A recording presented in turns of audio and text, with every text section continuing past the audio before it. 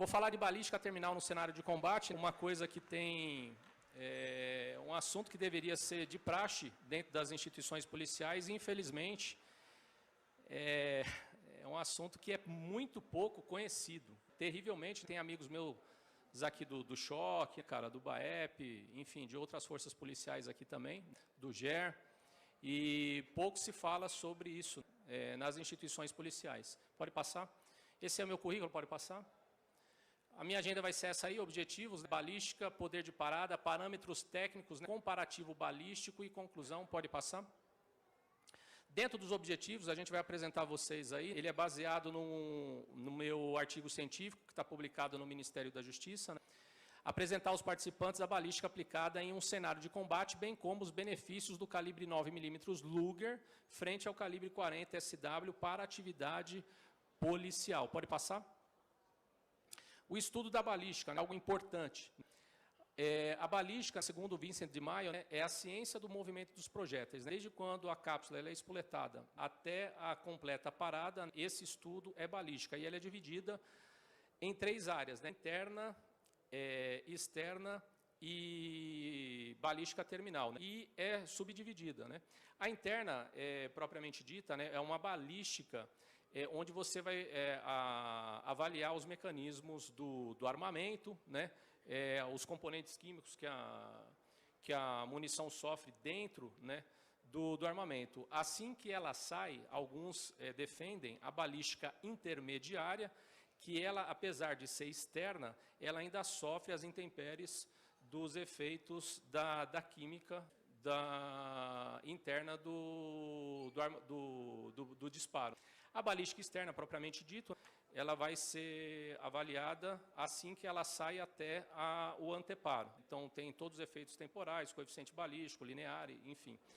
A balística terminal ou de efeitos é quando ela bate no anteparo até a sua completa parada. Existem outras que, se ela continua, ela atravessa o anteparo, é balística subsequente, não é tema do nosso assunto aqui. A balística de terminal de efeitos, principalmente em meio biológico, meio humano, a gente chama de balística de ferimentos e vai ser a ênfase daquilo que nós vamos falar aqui no teatro de operações. Todas essas balísticas formam a balística forense que estuda todas elas. Pode passar? Aqui é mais por uma curiosidade, porque o sargento Rodrigo vai concordar comigo aqui. Quem é instrutor de tiro, né, principalmente no meio, né, acadêmico aqui, não vou falar, enfim. Se você falar bala, o cara emascula. E o termo bala é correto. Mas é uma coisa que eu não sei onde é que o cara... Enfim, o termo bala é o termo correto. Pela etimologia, isso não tem nada a ver com balística, né? Embora fala de bala, tem a ver com o quê? Língua portuguesa. Então, bala, etimologia, lá de 1550, pelo dicionário etimológico, nós temos aí a bala de canhão, que vem do francês boulet, né? O seu diminutivo. Boule, que é uma bola, uma esfera pequena, tá? Do latim bula, também coisa redonda, botão, etc., que é o significado de bola pequena, especificamente um projeto de metal destinado a ser disparado por uma arma de fogo. Isso desde 1570. Tá? E pelo dicionário Antônio Roais, eu tenho esse dicionário aí, página 245, né, dicionário Antônio Roais, 2019, ele fala, cara, bala é um termo adequado ao se referir às munições de uma arma de fogo, pois faz menção exatamente ao termo projétil, conforme especificado no dicionário Roais, enfim. Tá fácil. Evidentemente que o termo se popularizou e nós, de modo técnico, você vai utilizar o termo projétil, tá? Mas o que eu vou falar aqui, tem policial que defende, mas acha ruim de falar bala. Então, é umas coisas assim, cara, que por isso que o Brasil é um país atrasado. Então, está correto o termo bala, não tem problema, nós preferimos falar o termo projétil. Tá? Tem autores que defendem, veemente, bons autores que defendem o termo somente projétil. Puxa, bala não, entendeu? É só fazer uma análise, uma exegética aqui, que você vê quem está correto, quem não está. Tá? Então, até ferimento à bala, pessoa baleada, colete à prova de balas, então tem que mudar tudo. Próximo, só por curiosidade, tá, gente? A importância em se estudar o assunto, né? Isso é óbvio, né? Quando chegar um inquérito para o doutor Roth lá avaliar, ele vai ver o manual de polícia, né? E ele precisa de parâmetros técnicos para tomar a melhor decisão. E mais do que isso, né? O policial ele precisa ter condições de enxergar qual que é o poderio bélico que ele tem frente a uma ameaça no cenário de combate, né? Então, é fundamental que a gente capacite, né, por um instrumento técnico, né, em manuais de polícia, né, em POPs, né, que são procedimentos operacionais, né, em CCs, que são instruções continuadas do comando, né, entre outros manuais, né, para que você possa ter a real condição. Agora, o problema é o seguinte, já pensou se num manual está falando lá que é para dar 2 tiros, entendeu? Ou falando alguma coisa que não compete, assim, que foge da realidade, fala de poder de parada, tem manual que fala de poder de parada, né? E aí chega para o doutor Roth lá, ele vai fazer uma avaliação baseada naquilo. Pô, mas por que você deu 20 tiros? Entendeu? Está falando aqui que você poderia dar 2, entendeu? Leva até o judiciário a erro e condena ações legítimas, e nós vamos mostrar isso aqui, o policial que agiu dentro da lei. Agora, o Roth, ele não tem essa expertise, né? Ele não precisaria saber disso, né? Mas quem trabalha com isso tem o dever moral, obrigação profissional de saber. E quando você faz alguma coisa que vai contra a realidade de combate, você acaba cometendo injustiça. Se a própria instituição onde o policial trabalha, né, não enxergar uma coisa dessa, acaba dando problema. E aqui, eu vou deixar bem claro, eu não estou criticando nem A nem B, eu só estou mostrando por que é importante a gente estudar o assunto. Pode passar? O milagroso poder de parada, esse é o ponto nevrálgico do nosso estudo aqui, cara. Ele surgiu na Guerra do Ópio, entre os chineses e os britânicos lá. Os chineses lá cheiravam tudo, ia para o cenário de combate, tomando um tiro de 38 long Colt, e não caía. Os britânicos, caramba, minha arma não está funcionando.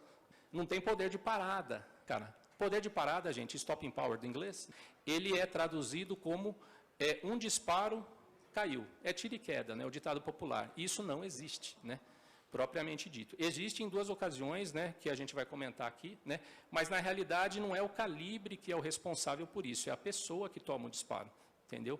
E tem gente que não sabe disso. Eu tenho certeza que tem gente aqui que já está me olhando aqui e fala, o que é isso, cara? Esse cara está louco. Vamos provar isso, né? Então, isso ganhou uma ênfase no tiroteio de Miami em 11 de abril de 1986, tá? O famoso Miami Shootout, mais de 140 tiros disparados lá, envolvendo 2 criminosos e 8 agentes do FBI.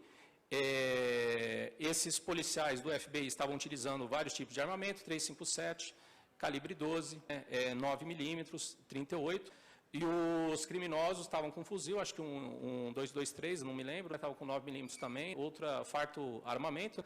2 policiais vieram a falecer, 5 foram baleados, além dos 2, e os 2 criminosos morreram, cara, só que é um tiroteio que demorou muito tempo, e existe um ditado popular que a culpa é minha, eu ponho em quem eu quero. Colocaram no calibre. A culpa é do 9 milímetros, que não teve poder de parada, cara. Então, você se esquiva, põe a culpa no calibre, todo mundo fica bonito. Esse negócio reverberou, né, não só nos Estados Unidos, mas no mundo inteiro, virou filme, etc. Né? E o FBI, ele tinha o Relative Incapacitation Index, que é um procedimento, um protocolo totalmente absurdo, né?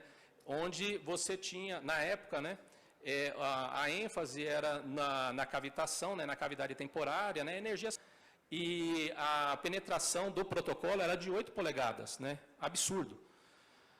Criou-se então o calibre 40, foi baseado no calibre 10 milímetros alto, no calibre 10 por 25, é um calibre que tem uma porrada de um recuo muito forte, e que, invariavelmente, o FBI, após adotar o calibre, percebeu que praticamente 100% das mulheres não tinham condições de administrar o recuo do calibre, porque ele era muito forte. E o pessoal ainda faz o quê? Dá arma menorzinha para a mulher. Você tem a mesma... tem que rir, cara. Menor quantidade de massa, você tem uma arma pequena, você vai ter a mesma quantidade de massa, uma porrada de um recuo, não vai segurar mesmo. E aí tiveram a brilhante ideia de criar o calibre .40 Smith Wesson. O calibre 40, o FBI tinha um contrato com o FBI, recortaram 3 milímetros do calibre 10 milímetros alto, que era 10 por 25, ficou 10 por 22, nasceu o calibre 40, que é um calibre absurdamente forte. Ele é mais forte do que o 45 para você administrar o recuo dele. E isso aí reverberou no mundo inteiro. O que foi padronizado nos Estados Unidos, acabou no FBI, que é uma agência muito forte. Isso aí, em todas as agências dos Estados Unidos, praticamente utilizaram 40, trocaram o seu calibre, e o mundo inteiro, o Brasil aqui, abraçou essa ocorrência. Menos a Polícia Federal, que foi, alguém estudou lá, e falou, poxa, não, vamos manter o calibre 9mm. Está de parabéns aí a Polícia Federal. E aí criou-se o calibre 40 Smith Wesson, que é um calibre muito forte, e ele tem um recuo muito forte, mas uma coisa muito boa que nasceu disso daí, que foi o novo protocolo do FBI, onde a ênfase do protocolo era a penetração. De 900 pontos, 500 foram dedicados ao desempenho balístico, e desses 500, 75% da pontuação dá ênfase à penetração do calibre. Então mudou o cenário. De 8 passou para no mínimo 12 e no máximo 18 em um comparativo balístico, que é a gelatina balística.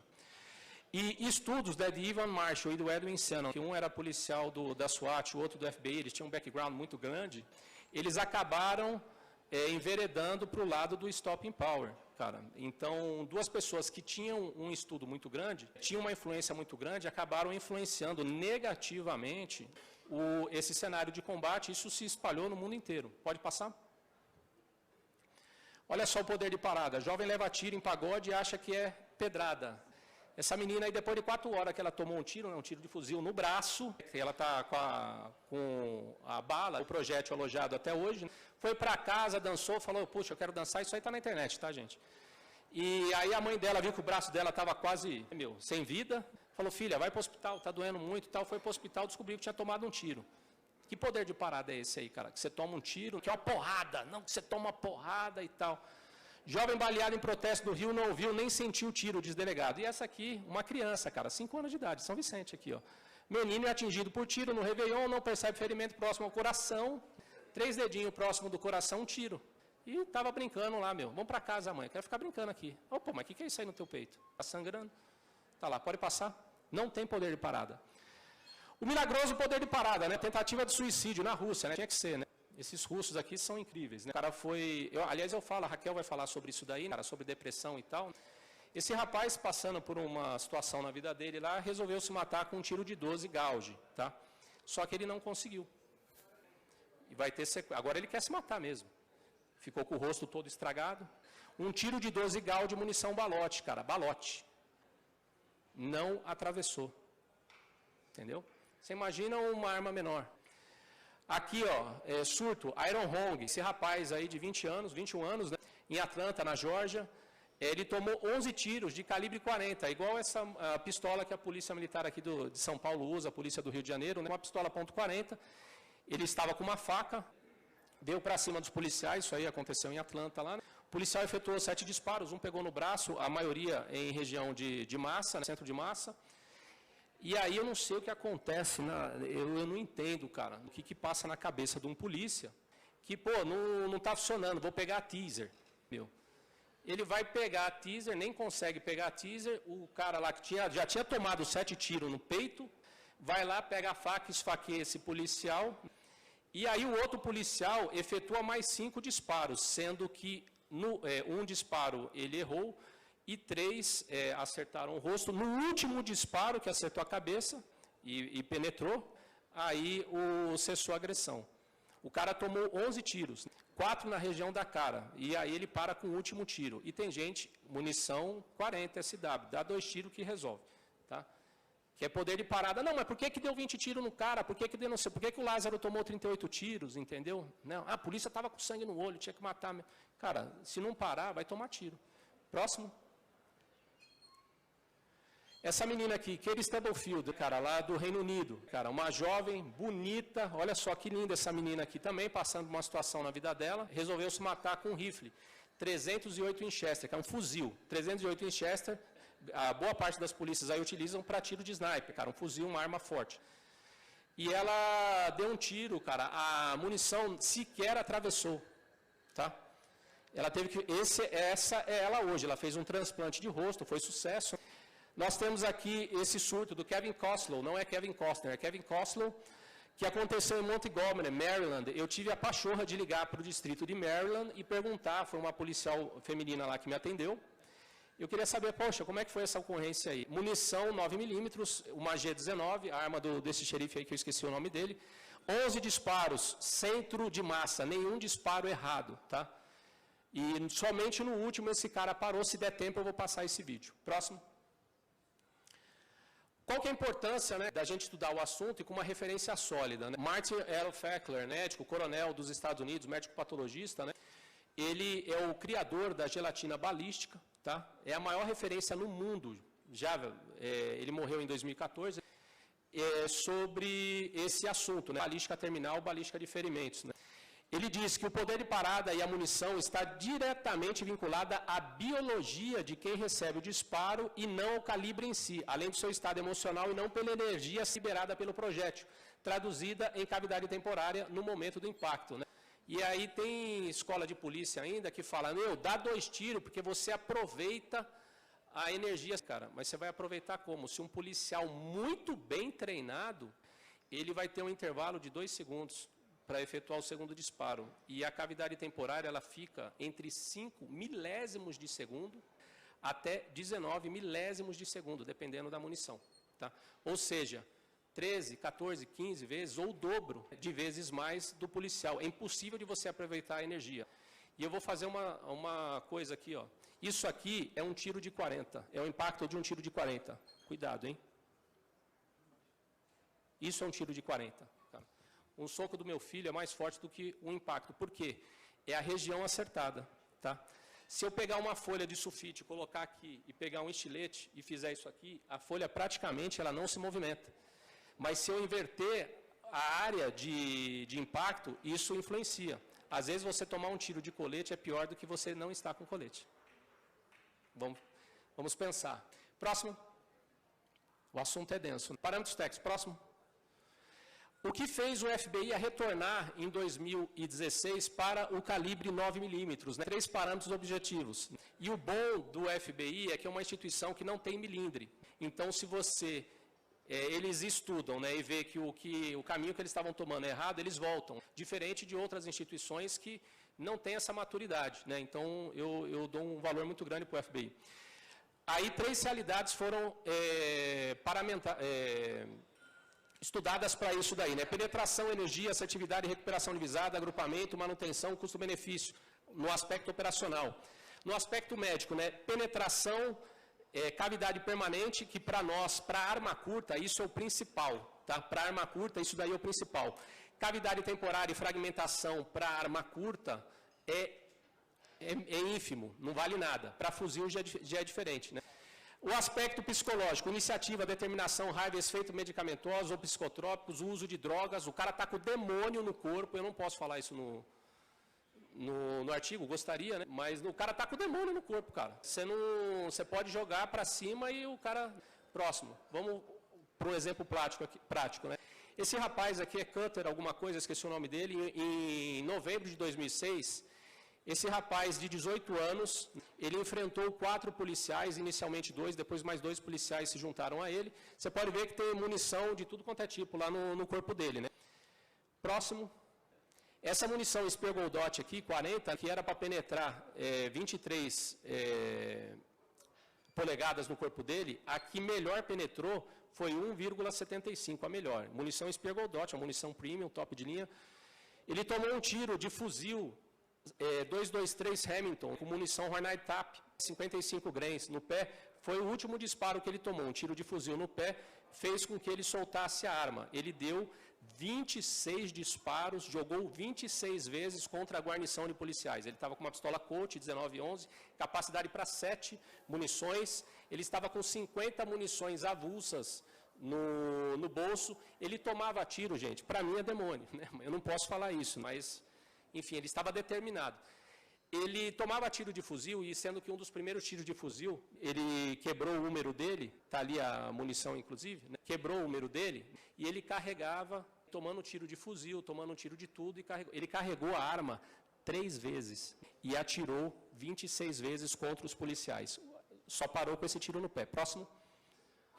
Rapidinho. Aqui, o tiro no pé, que dilacerou o pé dele, 223. Próximo. Aqui o corpo dele todo furado, vários tiros, inclusive na região, centro de massa aqui, tomou tiro. Desses 22 tiros que ele tomou, eu não sei se eu falei, ele tomou 22 tiros, 6 tiros foram de calibre 40, munição Spiegel Dot, e 16 disparos de calibre 223 Hamilton com munição Hornet Tap de 55 grains. A munição de fuzil varou ele 13 vezes, tá, cara? Ou seja, a munição ela fez o ciclo completo dentro do corpo dele, o que causou a lesão. E ele tomou tiros, inclusive na região da bacia, né, onde você tem um aumento muito grande para choque hipovolêmico, tudo, e para que ele viesse a ter uma parada respiratória, uma parada cardiorrespiratória e fosse para o inferno, quer dizer, fosse morresse. Próximo. Olha aqui, ó, todo varado, ó a tatuagem do anjo aí. Próximo. Aí aqui, ó, para você ter uma noção, só na pelve dele aqui, ó, nós temos aqui, ó, 1, 2, 3, 4, 5, 7 furos aí. 8, se a gente contar o do meio. E aí, ele tomou aqui ainda tiros aqui, ó, na região do pescoço, cara, só para a gente descontrair. Aí, próximo.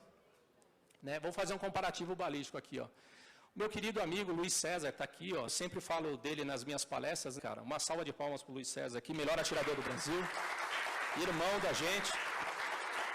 Cara sensacional, olha só, policial experiente, tá? Tiro de 40, olha lá, dispersa, tá? Tiro intuitivo, 5 metros. Tiro intuitivo com calibre 9mm. É caixa, cara. A diferença de um calibre para o outro, não tem como. Olha o Caio Bava, volta. O Caio Bava, outro atirador experiente, mesma coisa. Próximo. 10 metros agora. Luiz César com 9mm, caixa. Luiz César aqui, ó, o melhor atirador, hein? Olha só, já dispersa no calibre 40. Olha o Caio Bava. Caio Bava também é atirador experiente. No nome, e detalhe, o papel não está atirando de volta, tá, gente? Olha só, o Caio Bava, atirador experiente, ele ainda consegue errar um disparo a 10 metros, tá? E o outro na borda do projétil, tá? Então, é difícil, cara, com calibre 40. Calibre 40 é um calibre para quem já tem muita experiência no meio do tiro. E a maioria dos policiais que utilizam calibre 40 nunca atiraram na vida. A primeira vez que eles vão atirar, a avaliação é de vocês aqui. Eu queria falar mais coisa, mas não posso. Próximo.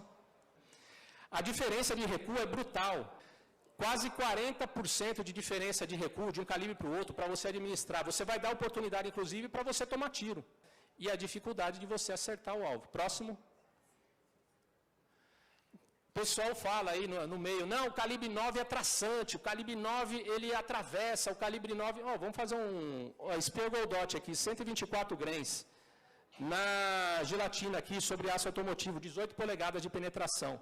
Olha o calibre 40 aqui, o Spiegel Dot, aquele que furou o cara lá. Aqui está falando que fura 23 polegadas. E detalhe, o cara não estava com aço automotivo, ele estava com uma jaqueta e uma camisa Hering. Entrou, a que mais entrou foi 1,75. E aqui, ó, fala que entra 23, ou seja, quase 5 polegadas a mais que o 9mm. Como é que o 9mm atravessa e o 40 não atravessa? É lógico que o 40 é mais forte, tá? Fazendo o mesmo comparativo aqui, a munição Spiegel Dot, 11 polegadas aqui através de vidro automotivo. Olha aqui, com 180 grains, 15. Mais uma vez, o 40 ainda penetrando mais. Nos 165 grains, ele atravessa 14 polegadas, ainda assim 3 polegadas a mais do que no calibre 9mm ali. Entre os cartuchos, um comparativo balístico aqui, ó, continuando na Spiegel Dot aqui, 350 de velocidade, pés na boca do cano, o provete de 4 polegadas, tá, alvo a 10 metros. Aqui o calibre 40, Spiegel Dot 312, ou seja, o calibre 40 ainda foi mais rápido do que o calibre 9mm ainda foi mais rápido. E ele é igualitativo, equitativo aqui, o Spiegel Dot no 165 grains. E a energia em joules aqui, que para nós já vimos que é desprezível, né, cara, em cavidade temporária, mas é muito próximo ainda assim um calibre do outro. Próximo. Comparativo balístico, ou seja, as vantagens do 9mm é muito melhor com relação ao 40. Não é à toa que o calibre 9mm é o calibre mais vendido no mundo e é o calibre que menos dá problema. Menor recuo, maior taxa de precisão, taxa de assertividade, retomada de visada mais rápida, energia e velocidade similares, a perda de massa é praticamente idêntica, a capacidade maior, a aerodinâmica, cara, com eficiente balístico do calibre 9mm melhor, ele tem um formato cônico. E a lesão, que é o ponto nevrálgico, ou seja, não existe diferença, caro Elias Júnior, entre um tiro de 380 e um tiro de 45. A diferença ela é ínfima. No cenário de combate, tanto faz. Então, é melhor utilizar o calibre 40, o custo-benefício. Próximo. Né? Põe o vídeo, por gentileza, do... Pode colocar o vídeo, por gentileza, do Aaron Hong. Olha aí, gente. To want the officers to shoot him. He dashes toward one of the officers. 7 shots fired, but it's not over. Again, Hong demands to be shot. Hong overpowers the officer. Here you see him reaching for the officer's gun. He's got my gun! It's all over in less than 3 minutes. Hong is fatally shot. The local police chief... Beleza, próximo. Xerife de Maryland, por gentileza, rapidinho. Man, shoot his ass!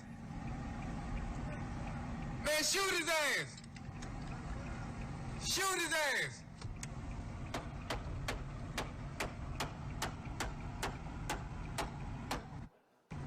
Damn! Pode finalizar. 11 tiros, e o cara tá indo pra cima, tem gente que... Por que você deu uma... O cara tava desarmado. Gente, deixa para quem conhece de segurança pública operar segurança pública. Agora, principalmente, faço um apelo a todos os policiais aqui. Né? Inclusive, eu fiz um artigo científico exatamente para subsidiar o policial que está na ponta de frente aí, porque tem manuais que condenam o policial. Entendeu? E muitas vezes a gente é criticado, é o que eu falei, né?